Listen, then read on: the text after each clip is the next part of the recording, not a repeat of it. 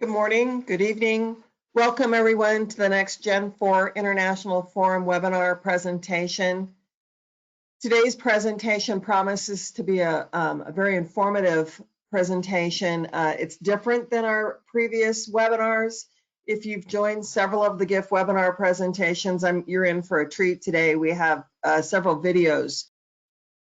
Doing the introduction today is Dr. Patricia Pavier. Dr. Pavier is the group leader of the Radiological Materials Group at Pacific Northwest National Laboratory.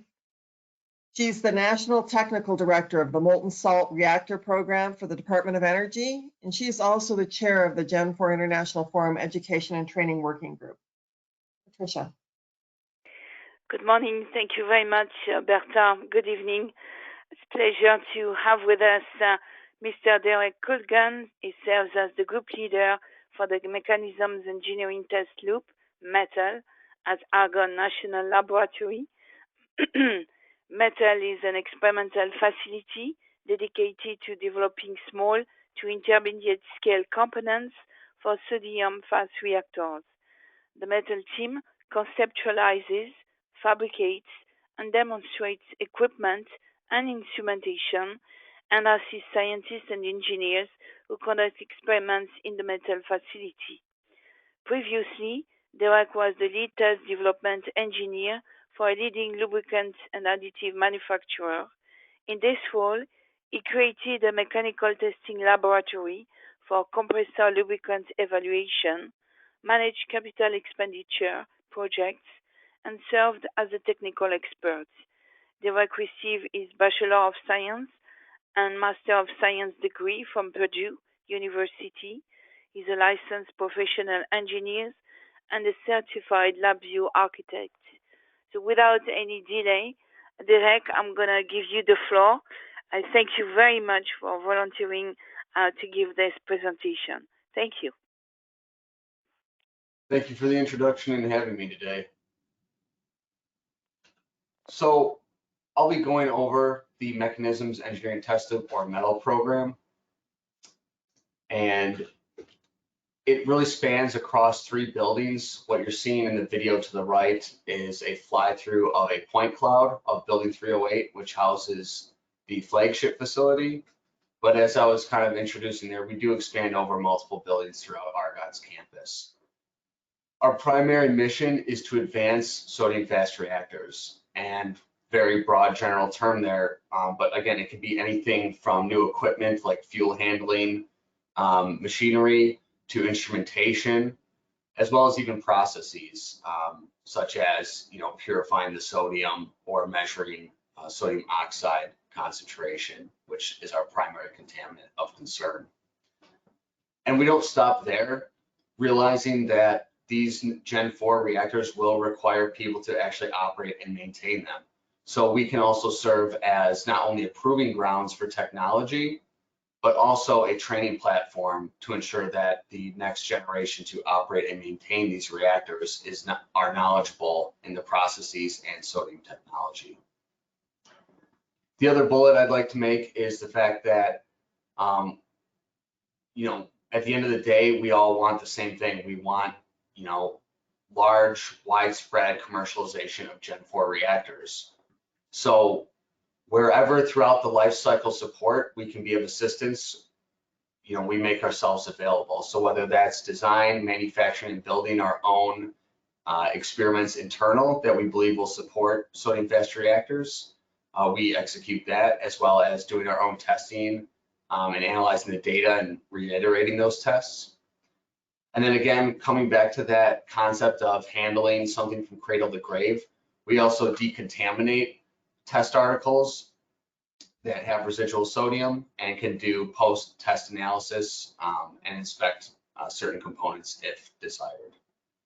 So again, we are open to academia and industry as well, and are willing to support wherever they may need throughout that life cycle.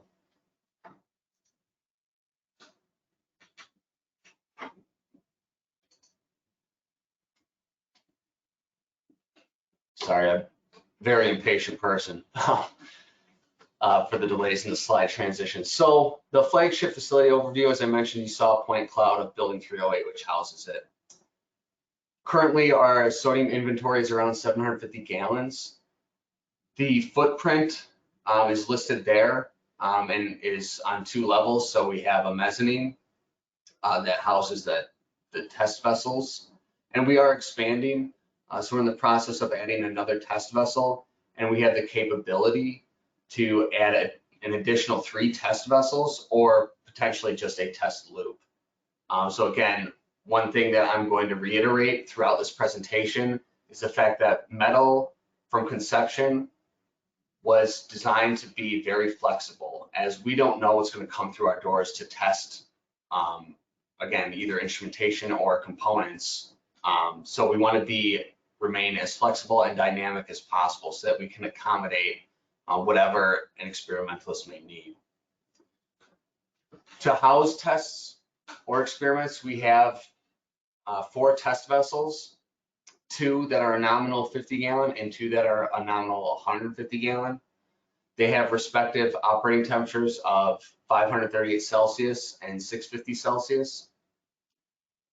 We operate very low pressures. If you're not familiar with sodium fast reactors specifically, that's one of the beauties, along with many other benefits of sodium, is that we can operate at low pressures, have great heat transfer characteristics. Our materials are stainless steel predominantly. We do have some exotics like Inconel, and everything is brought up to temperature, goes through sodium phase change from a solid to a liquid, and brought up to prototypic reactor conditions using electric resistance heaters. This is all coated in insulation of Cerablanket and Pyrogel, except for more complex geometries such as our dump tank, shown here, which has a lot of ports. This has a retaining wall around it and then is filled with vermiculite to insulate it.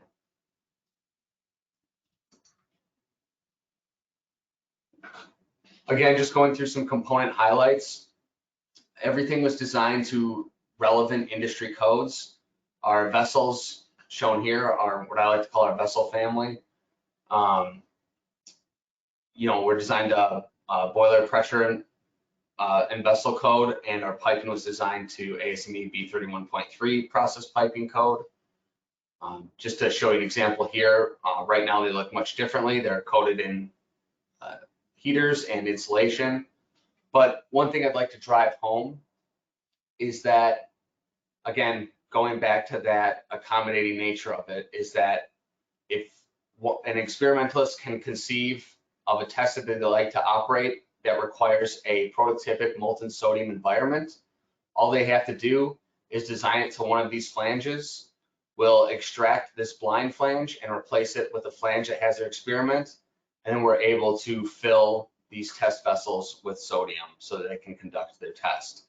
And the test can be performed, really, it's up to them, up to the experimentalist. If it requires just a day, we're more than happy to accommodate that. If it's longer, more a year or years, again, it's a longer discussion to be had, but it's something that we can definitely support.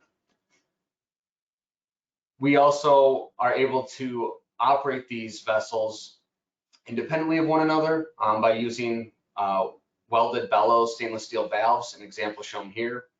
We have an expansion tank, which just provides additional volume for the sodium to accommodate as it goes through temperature and thus density fluctuations.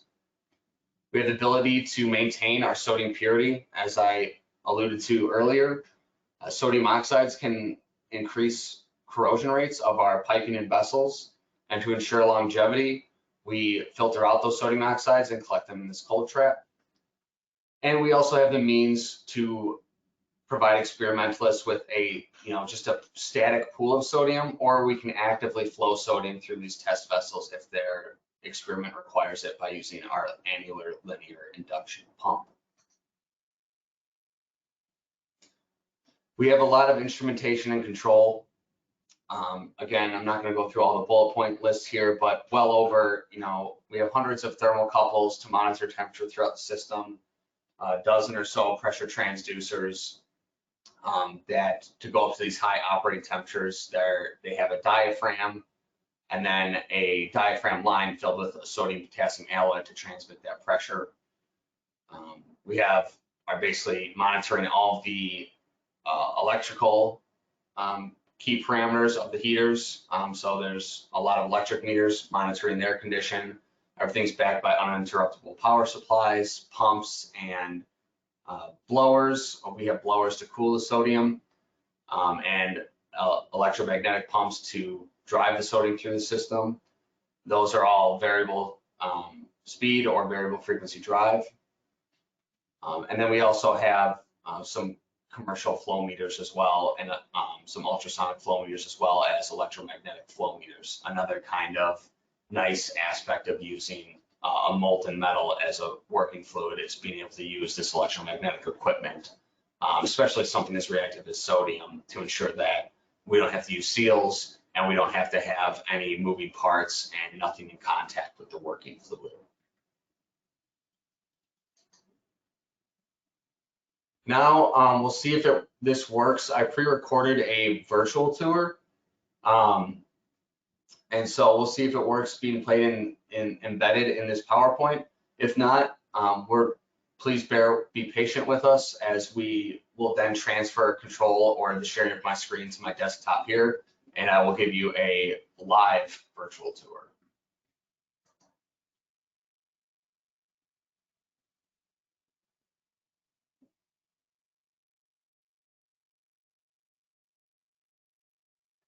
And it looks like we may have to go with the live because I'm not hearing any audio.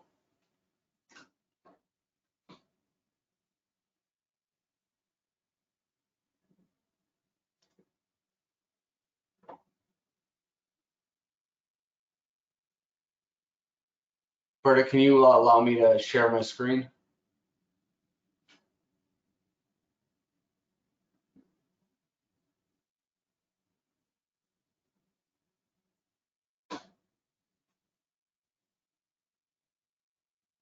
All right, I can probably just talk over it, honestly. Let's just do that. So as we're navigating through, down here, everything resides on top of a catch pan, which is basically this great platform. It's playing on my end. I don't know. Is the audience hearing the audio with the video? If you guys will give me a thumbs up when the video. Sometimes it goes and sometimes it stops. So there's a bit of buffering going on. I will mute it. How about if I'll mute it on my side, and then we'll see. You can just talk through it. Let's try that. That's perfect.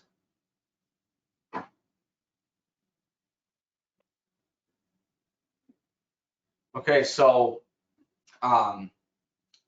what's shown on this METL, that's the dump tank. That's what houses our sodium inventory when not being used for experimentation. It sits on top of this gray catch pan, which basically all the components reside above it. In the event that there's a leak, the sodium does not interact with any moisture and drain into porous concrete. Excuse me. All of the 55-gallon drums of sodium into our dump tank. So yeah, I don't want the audio cutting out. Sorry. Thank you for being patient. Got to have the trailblazers, you know. So the piping is all 316 stainless steel, as I mentioned before, and electrically resistant heaters bring it up to temperature. We have an MI cable shown at the top.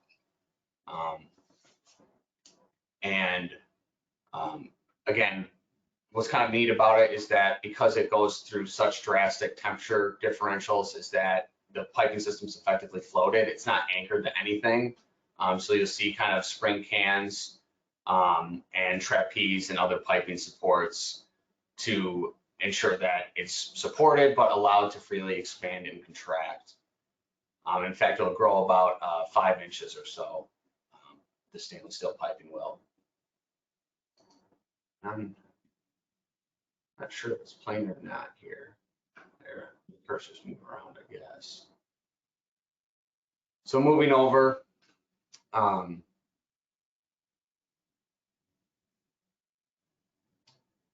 trying to see where my cursor's going. Skip ahead.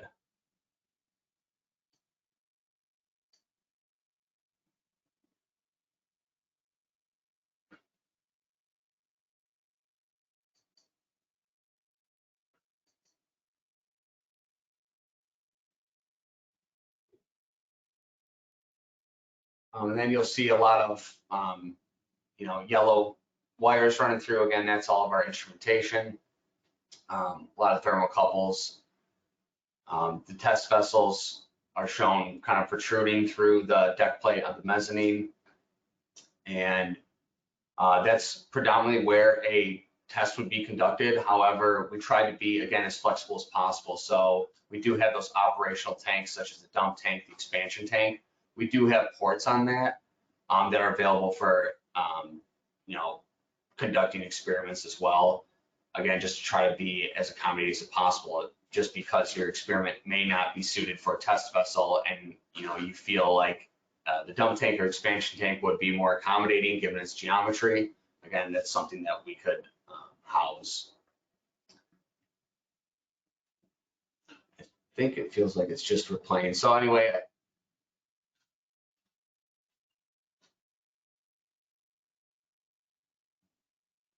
kind of going to the, I'll probably just skip this because it's not working as intended. However, I would like to let you know there is a virtual tour of this on our website where I kind of go through a 5-minute version of this. I was doing about a 10 or 15 today. And all you really have to do is Google, METL, Argonne. It'll go to our website.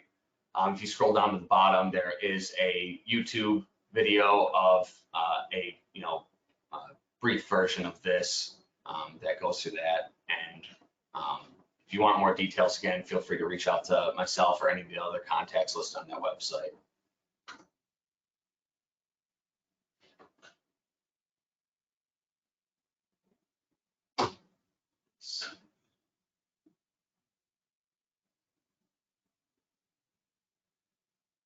Can you go to the next slide, please? Perfect, thank you. So an example of an experiment that could be in metal, or that we actually do operate in metal, is the gear test assembly. Its primary purpose was to examine the longevity of basically gears being operated with liquid sodium as its lubricant.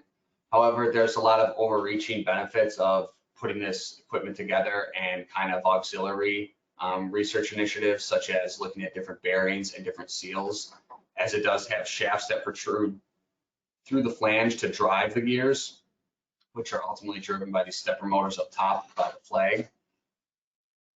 So again, it's not, even though something may have a specific goal in mind, there's a lot of other benefits it can bring along by trying to achieve these goals. So it has, we're on our 6th run right now, actually, so it's operating now. Basically, one gear drives, and then another gear acts as a simulated load, so hence the 2 motors. One simulates a load, and another one tries to drive the other gear.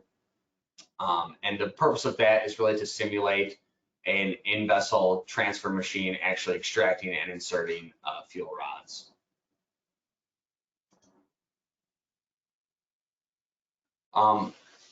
Another one that we actually have inserted right now, and it has completed its first testing campaign, is the Thermal Hydraulic Experimental Test Apparatus, or THETA. It could be really thought of as a very small pool type electrically heated sodium fast reactor. So the PI there, Matt Weathered, he's got a wrench on the pump portion of it, and so there's a mechanical pump that pumps sodium from the cold pool into the hot pool, which it is a hot pool by this heater to the left of the pump that basically simulates what the core heat would be. And there's also a submerged electromagnetic flow meter. And really it's looking at different thermal hydraulic phenomena such as thermal stratification, as well as natural circulation of the sodium. and he's in the process right now of adding the secondary system, or kind of like a balance of plant. So it will have an intermediate sodium heat exchanger. There will be an intermediate sodium loop, but instead of transferring that heat to, you know, a supercritical CO2 or steam generator, it's just going to basically dump heat out to the atmosphere. So it's just going to be connected to a sodium to air heat exchanger. Again, kind of reiterating or beating a dead horse. There's a lot of other benefits of pursuing this complex piece of equipment in a very small footprint, is that coming up with different hardware and instrumentation that, you know, would be suited for this, that can fit this needs, because it is a lot going on in a smaller vessel. So you can see some of the instrumentation shown there, just thermocouples, but he also has some fiber optic instrumentation as well. And so, as I mentioned, the status right now is the first campaign was completed, and now the effort is focused on installing a balance of plant with the air-cooled heat exchanger.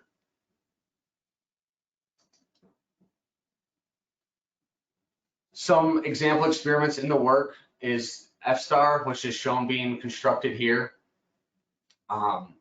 Again, you'll notice they all have a similar architecture. They're basically, their foundation is a flange for our vessels.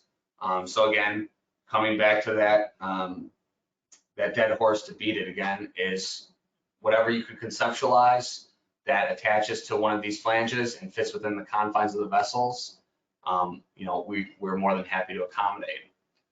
FSTAR is predominantly looked at in core instrumentation.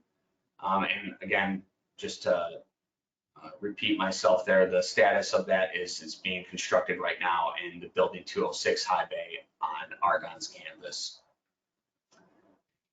Another one in the works is the gripper test assembly, which the gear test assembly was its kind of precursor or prerequisite. So before we went and built this complex in-vessel transfer machine, we wanted to make sure that we could actually get gears to kind of spin in sodium. We were able to seal the shafts appropriately, and kind of work out any of the kinks, if you will, or pain points of doing that prior to actually getting a more complex piece of equipment. And so that since we have succeeded in that, we're now moving towards actually creating a in-vessel transfer machine component, which is a gripper test assembly. And the status of that is the design is effectively complete, and parts are being procured and built by various machine shops.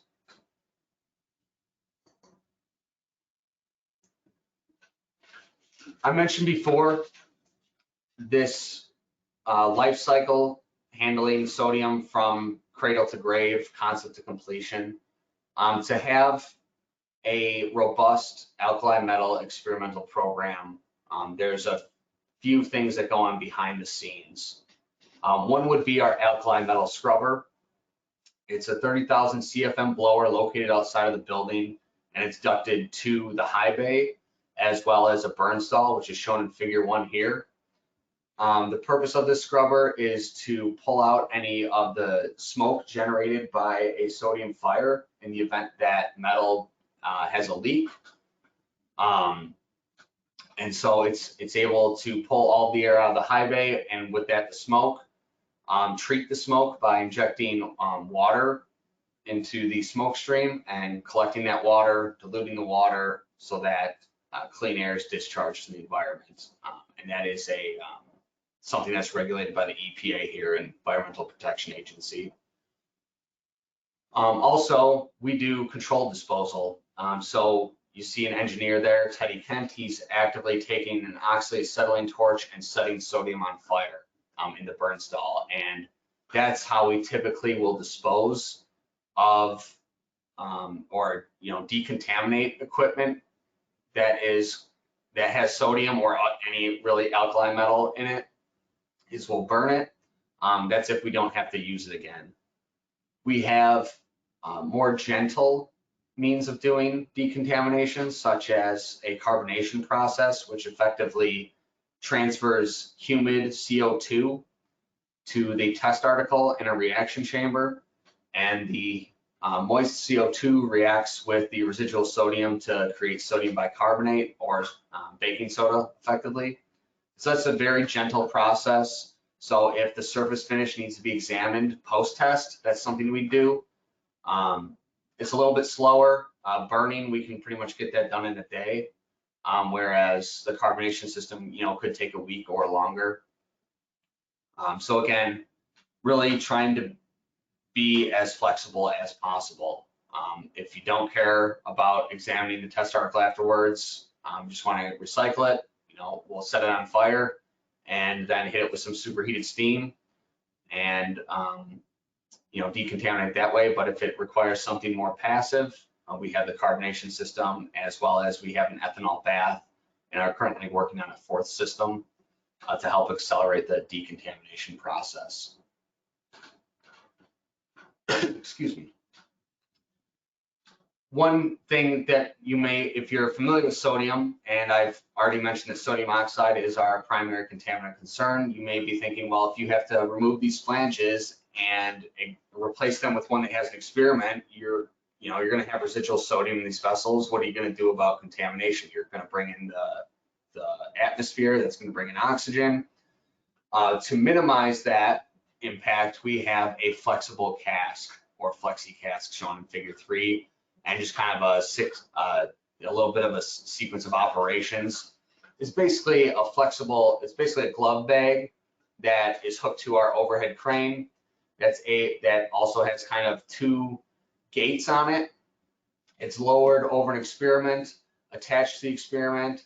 The experiment's then extracted from the vessel. Once it clears the vessel, we insert these square gates, slide the gates in it. The gates help seal off the experiment, as well as the test vessel itself.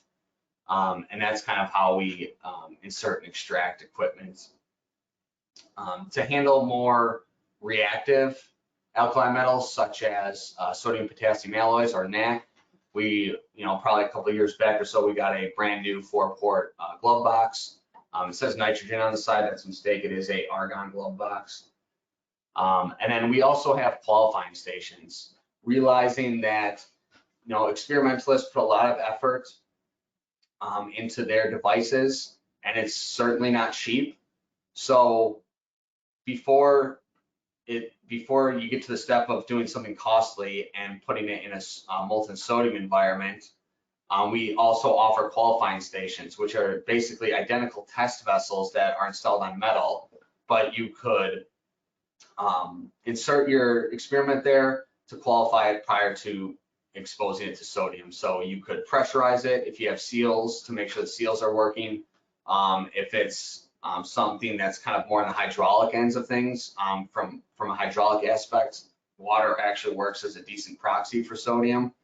So we could fill the vessels with sodium, then bake out the device so that we rid it of any water that may be entrained left prior to insertion into metal and testing sodium. So again, we've tried our best to really ensure that all of the infrastructure, all of the support is there. And that includes power. We have single and 3-phase power available. We also have separate argon taps if your device requires its own kind of dedicated argon supply. An example of that would be a lot of shafts use pressurized seals, so they like to have their dedicated argon supply. So again, the goal of metal is to handle all of the nuances, all of the pain points associated with sodium, the reactivity, the sodium oxides and the corrosion that they can bring, all of the infrastructure required. We try to handle all of that so that an experimentalist just has to focus what they do best, and that's develop these technologies. Let us handle all of the challenges of dealing with the sodium, maintaining the purity, and maintaining all the support equipment.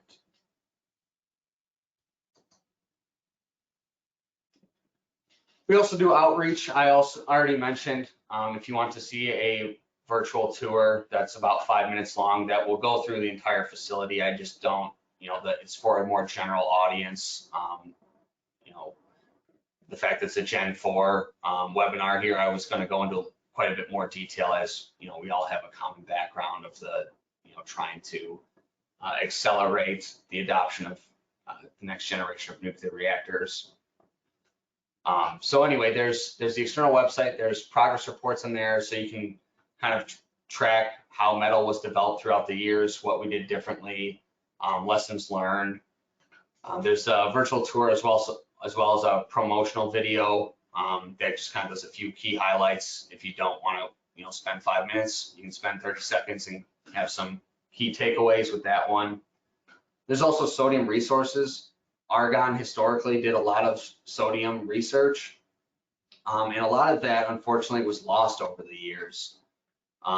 So excuse me.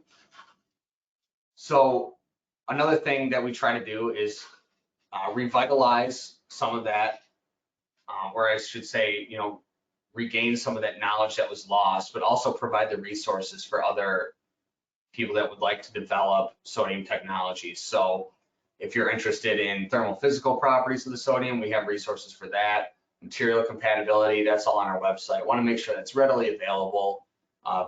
If there's something you'd just like to design on your own, and then maybe come to us just for doing testing. Again, trying to provide all the support we can.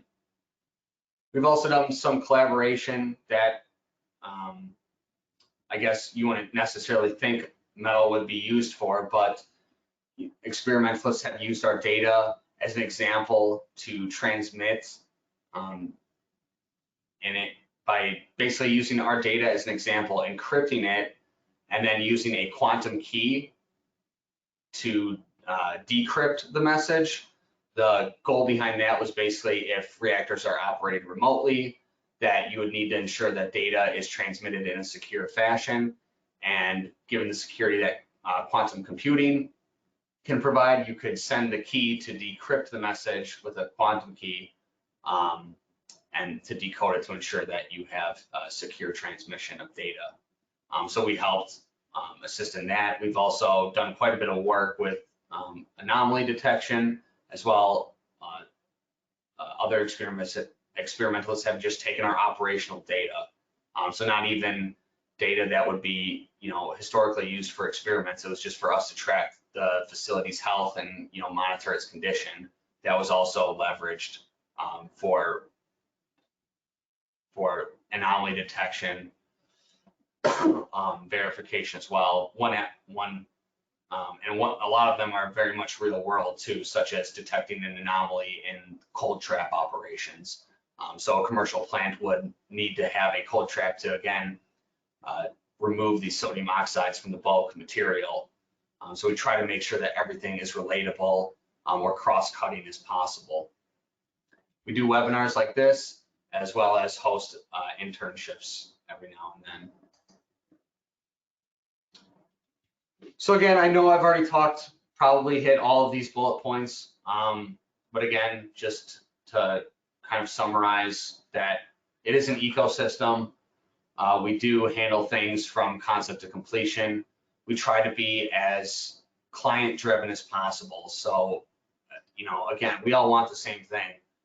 So if we can help you achieve your goals, that helps us achieve our goals, that helps the nuclear industry achieve their goals, and that's what we're here for. The flagship facility is a proving grounds. Before you put a vehicle out on the road, it gets beaten up on a track. We try to provide a similar environment here to ensure that METL can put it through its rigors before it gets into a commercial plant to ensure the component or instrument operates successfully. We are open to hosting industry and academia for any experimental devices they have or concepts, even like I mentioned, if it's a process involving sodium. That emphasis on being accommodating as possible. And then the fact that METL is a hybrid, its job is to host experiments, but it's also an experiment itself. And I think that provides a lot of value back to our stakeholders. Excuse me. The fact that just having it operate, if theoretically if it didn't have any experiments, it provides a lot of value just operating. The fact that we're keeping a molten sodium environment going 24/7, flowing sodium around occasionally, and then providing a platform to develop the next generation workforce. There's an example of one of our technicians using assisted reality device where they're actually able to see the process parameters for a loop control, basically right in their peripherals using that boom. Definitely no I in metal, and it definitely takes a village to make this happen. So the acknowledgements are listed there, the core metal crew shown there. Again, just a great group of people.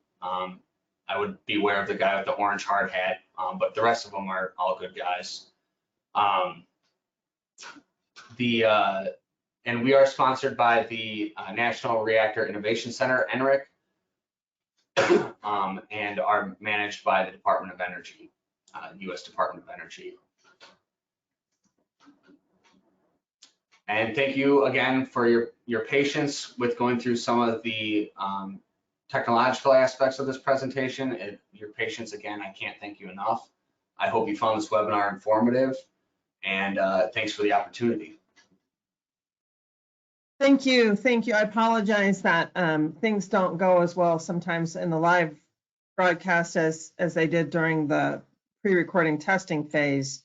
And unfortunately, it works well on my end, but we get the little bit of delay when we get people online. So when we get done with the Q&A, we could try again and launch it. But in the interest of time, let's take a look at the upcoming webinar presentations.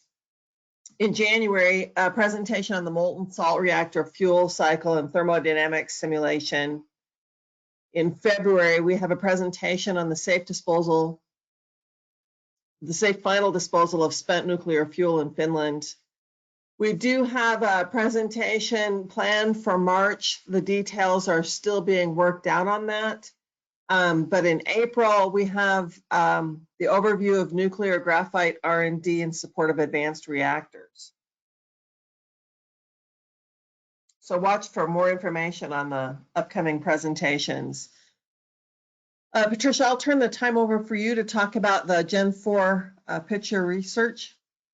Yes, thank you very much, Bertha. So the GIF Education and Training Working Group has launched a few days ago the 2023 Pitch Your Gen 4 Research Competition.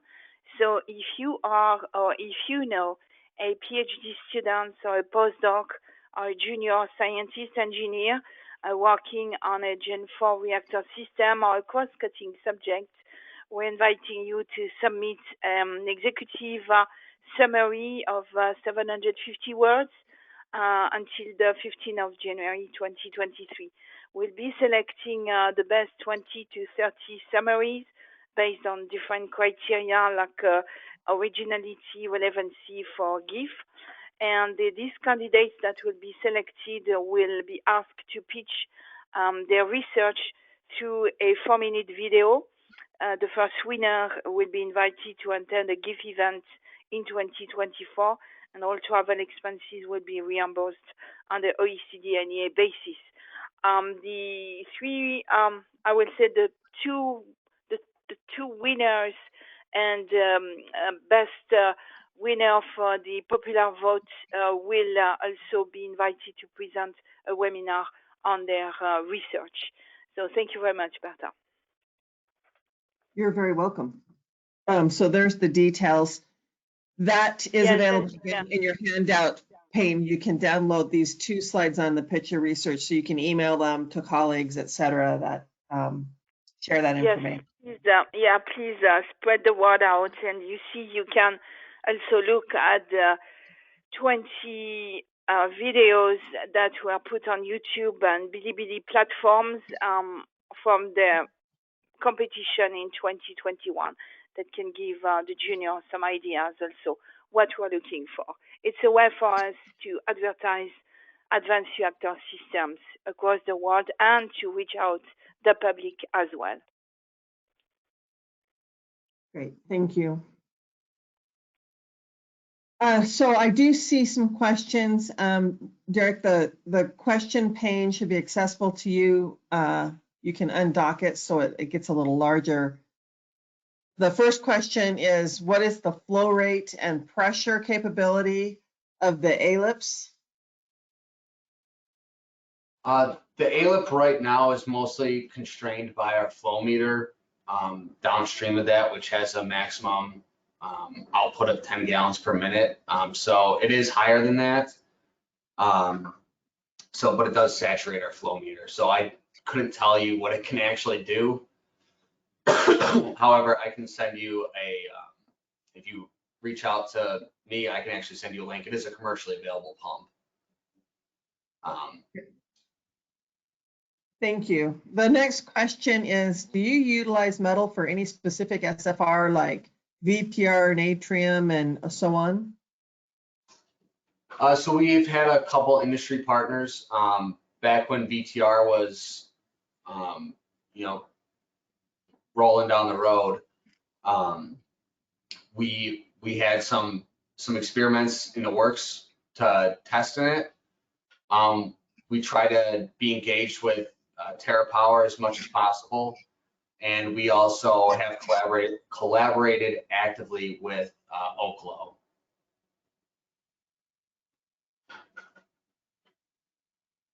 Great, thanks. Those are the questions that I've seen so far. If you still have questions, please feel free to type them in.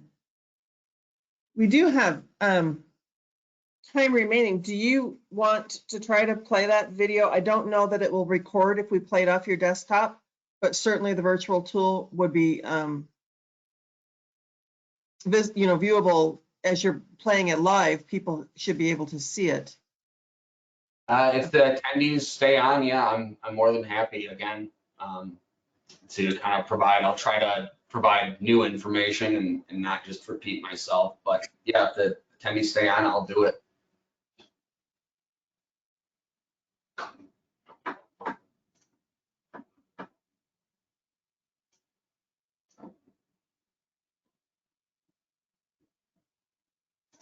So let's see if I can figure out how to, right here.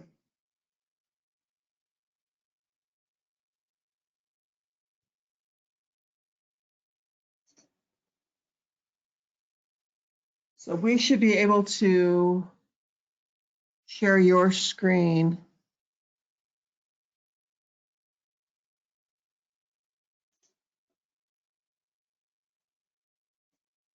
So I do see your screen. All right, do you see something that says METL intranet? Yeah, Yes, it's not full screen. It's on my side. It's just a portion. There we go. That's the video. Yep. So I'm just going through it live right here because I don't want the video to just repeat a bunch of things I already said. But effectively, this is the building 308 high bay. Everything on or below this blue mezzanine deck plate is the mechanisms engineering test loop. I mentioned before that, we do have a 30,000 CFM scrubber. So to see what that looks like, we'll just take a trip outside. And again, I'll be bouncing around a bit. So this is kind of what makes it all possible. There's the 30,000 CFM blower. As I mentioned, it is connected to the building to pull out all the air. Excuse me. So on the, it's got a T here. So on the branch of the T, it's connected to that burn stall where I showed a video of engineers setting the sodium on fire. And the run of the T is connected to the building. And then throughout the stack here, the clean air is discharged. Pretty big piece of machinery there, which makes kind of handling sodium technologies possible, or sodium alkali metal, because we handle lithium as well. So as I just go down here, I know we already kind of saw this from the little snippet of the video. But again, we have room to expand off to the east.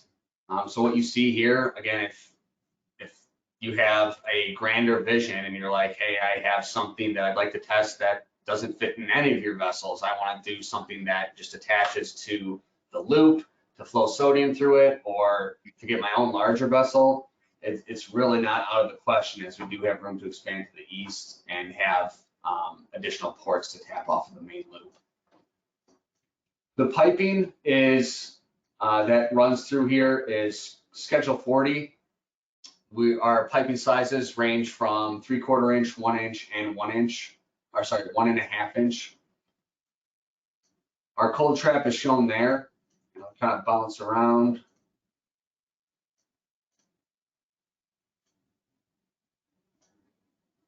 So the cold trap is basically a sodium to air heat exchanger. As I mentioned, blowers, we basically just blow ambient air across it to cool the sodium down.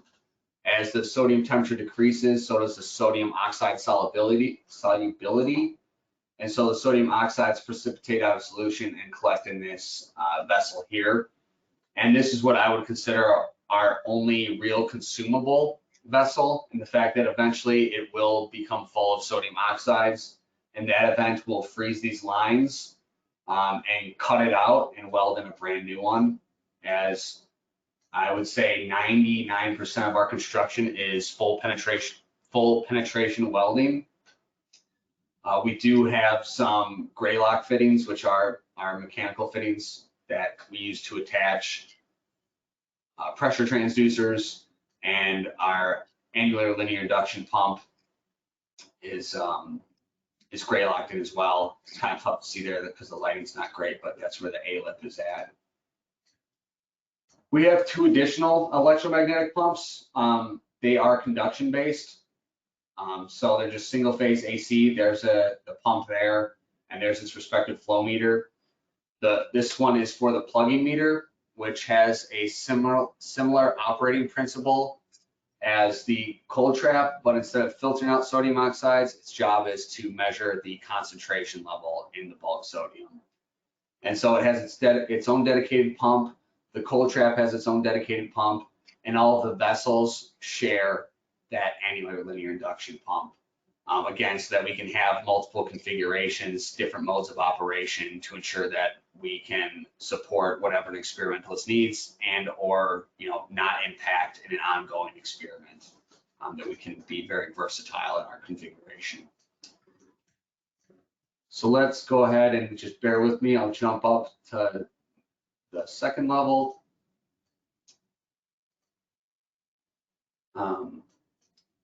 This is inside of our control room. This is where an operator can actually monitor and control metal. We generally, only have it staffed when we're actively flowing sodium, and it can actually be operated from anywhere as long as a computer has the software or the executable installed and it's a firewall conduit in place. You can basically do it. So this is just an example of the PNID layout here. So again, this is the control program that a operator would see. You can see that they're all piped in parallel. They can all be isolated or brought online. So V2, vessel 2 here is online, while vessel 4 is offline. All of its valves are isolated except its overflow valve, which is there basically if the vessel gets too full of sodium, it drains back down into our dump tank. So this is basically what an operator would be able to do. Whatever parameter you could possibly want to know, it's here. From controlling a pump or looking at specific electrical power enclosures that power all the electrical resistance heaters, whatever circuit zone is doing. Yeah, it's basically all here. You can control multiple zones at a time, or just individual zones. We have over 220 individual heater zones. And again, that's just kind of something that is a little bit necessary with sodium. You want to ensure that when you thaw the sodium, bring it from a solid to a liquid, you want to do so in a fashion that you melt from a section that has volume for the sodium to expand to. If you don't, you could actually burst your pipe because the solid sodium will constrain the molten sodium in the center. And the molten sodium is going to want to expand and could burst your pipe. So that's that's just kind of a nuance and why we have so many different individually heated control zones. One other kind of neat thing we have too is the fact that we have a browser-based configuration too, so that an operator can actually basically walk throughout the field with their phone or their tablet and monitor the condition of metal, since they can see it through any mainstream internet browser. Here's all of the electrical hardware to support our electromagnetic equipment. So this is the enclosure for our ALIP, enclosures for the flow meters, the electromagnetic flow meters, and then motorized variacs for the conduction pumps. As I mentioned, they're only single phase driven, whereas our ALIP is 3-phase, so that does have a VFD. And here's our expansion tank. That provides, again, the additional volume for the sodium to expand to as it goes through different temperatures and thus densities. Connected to it there, again, it's all under insulation now, so I try to show some images of it prior to it being insulated. Shown here, this is the pressure transducer connected to it. This is the diaphragm line I mentioned earlier that's filled with the sodium potassium alloy, and the actual electronic components are there. Here's a vessel just insulated without an experiment. And if we jump over here, just kind of give a comparison. These are the 50-gallon vessels. So one with the gear test assembly experiment in it, minus the motors on top to drive the shafts that are sticking out here. So just kind of give you a comparison and an example of what something may look like once it has an experiment in it.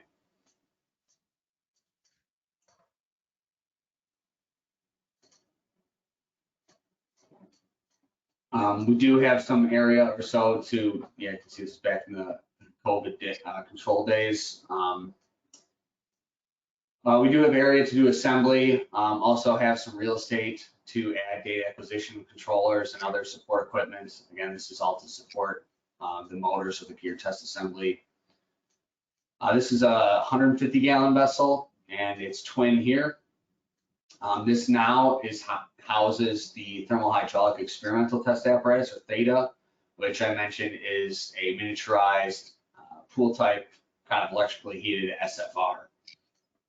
And you'll notice, again, kind of what the P&ID showed, that they all have their own dedicated argon supply, dedicated argon vent. There's a vapor trap here, this kind of tall, skinny vessel shown up top. Each vessel has one. That's so as we vent argon out, it tries to retain any sodium vapor or sodium aerosols that try to leave with the argon, so that we're just discharging clean argon to the atmosphere.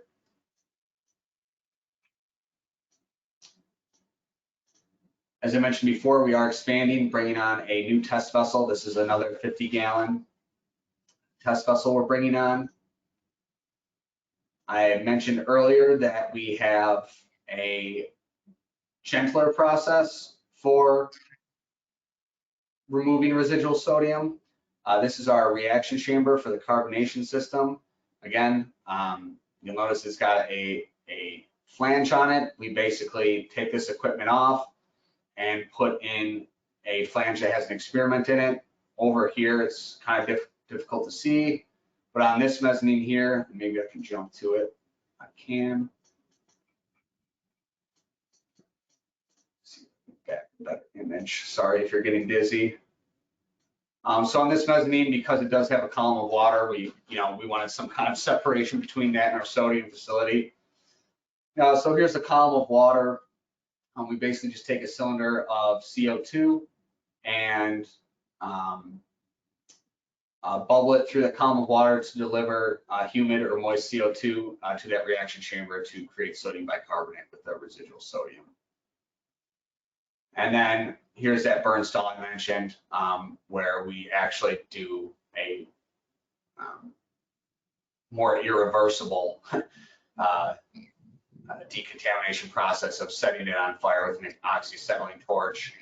After we set it on fire, there's our old scrubber. It's a very historical building. So, you know, back in the 60s or so, they were doing alkali metal research here. Our quote unquote new scrubber is from the late 70s. So this is the OG scrubber here. And then after we, excuse me, set it on fire, we have superheated steam system. This is the historic one. We have a brand new all stainless steel construction one. But basically we take building steam, bring it to a superheated state, and we have a wand where we can then just basically spray components with the superheated steam. Eventually we'll shut off the superheaters, hit it with just saturated steam, and then eventually we hit it with water just to ensure that we reacted away all of the sodium. So with that, you know, again, I tried to cover some new stuff on this one so that it wouldn't just be a repeat, but I guess, are there any questions after seeing the virtual tour? Actually, some did come in, so that's I'm glad that we had an opportunity to do that. One was, do you estimate, sorry, bear with me a minute, it scrolls. Do you estimate the corrosion and erosion rates of the loop materials by the liquid sodium? Are they negligible? So we basically used historical data and kind of used a rule of thumb for just like a fixed or constant corrosion rate or erosion rate of the vessel walls.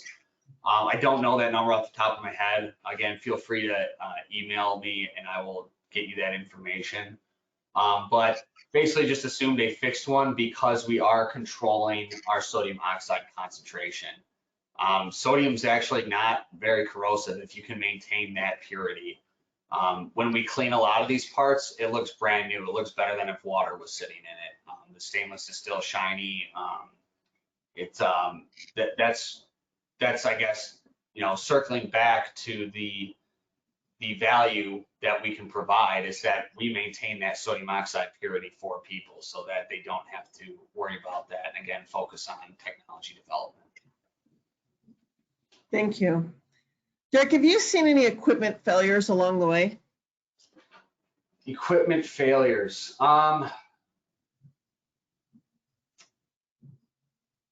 Well, so far, knock on wood, I don't want to jinx myself here.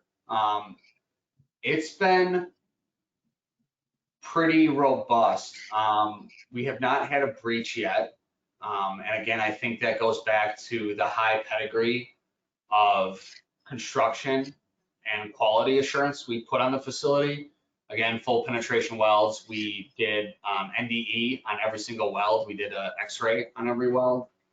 I would say maybe not failures, but equipment not performing to a desirable standard. And we're working through some of it's commercially available, some of it's, you know, in-house experiments we're developing. But I would say not necessarily failure, just trying to improve the performance of equipment. Thank you. Do you have you learned lessons that may help with decommissioning and decontamination? I mean, yes, absolutely. I would say the thing with decontamination, at least from my limited experience, when I first took over the facility 6 years ago or so, it was still under construction and there was still some seasoned veterans. They call themselves old timers, but they were I'll be respectful of them. They were very knowledgeable. So they're seasoned veterans and they kind of walked me through the scrubber, the burnstone, stuff like that. And one key takeaway I learned from that is that nothing's ever the same. So the key takeaway, and it's probably not the answer you're looking for, but unfortunately it's kind of my summary, is to approach all decontamination activities as if they're not the same.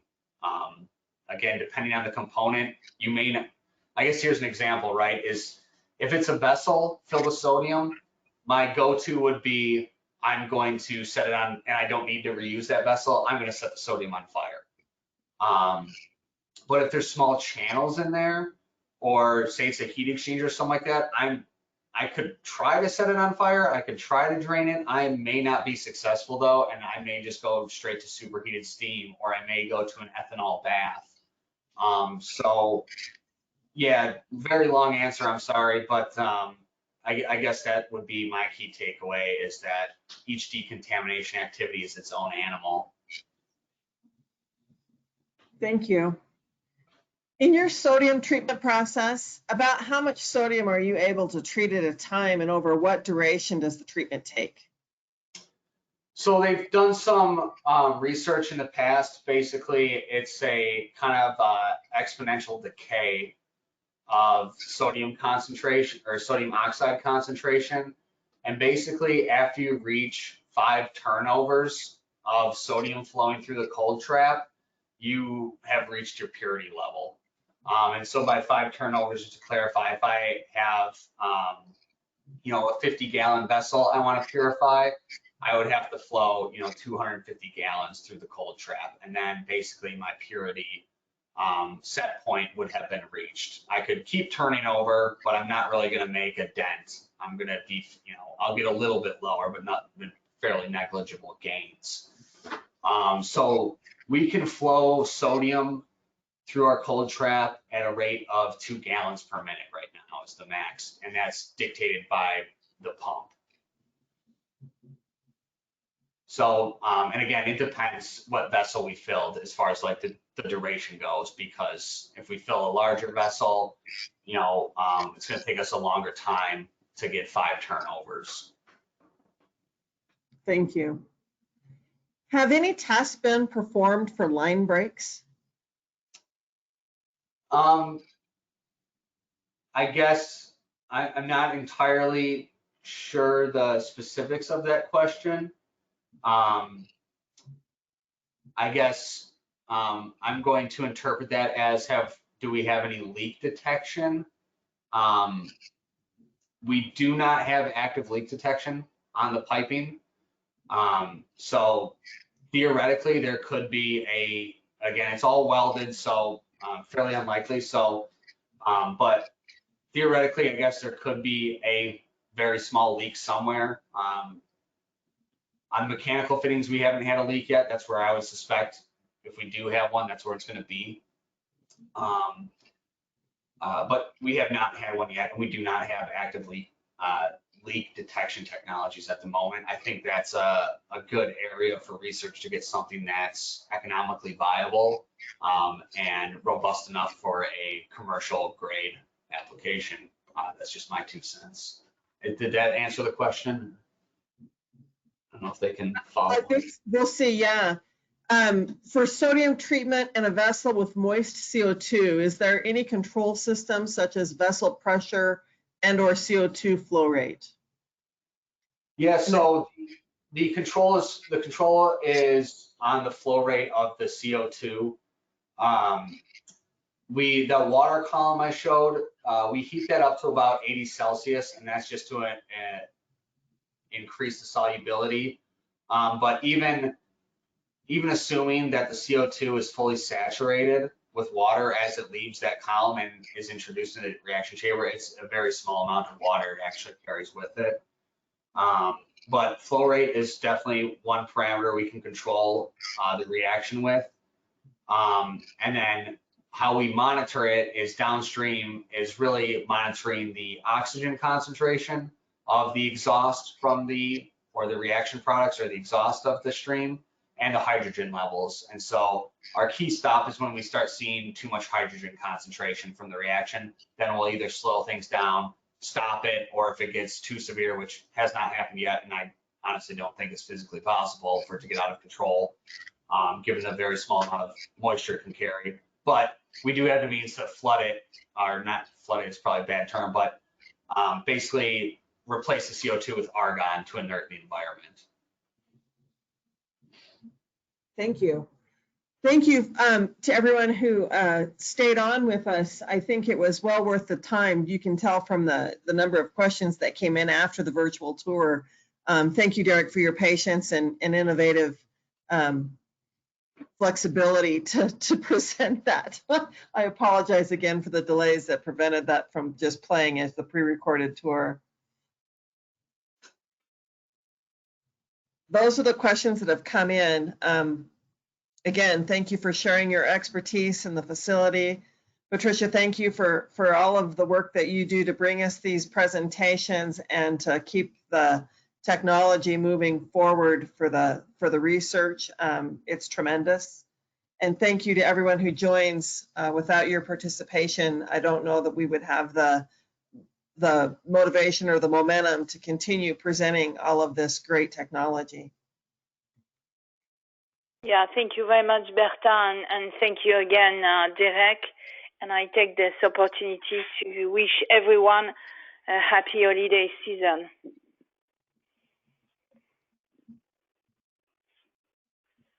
Thank you. Bye-bye. Bye, everyone. Thank you, everyone. Bye.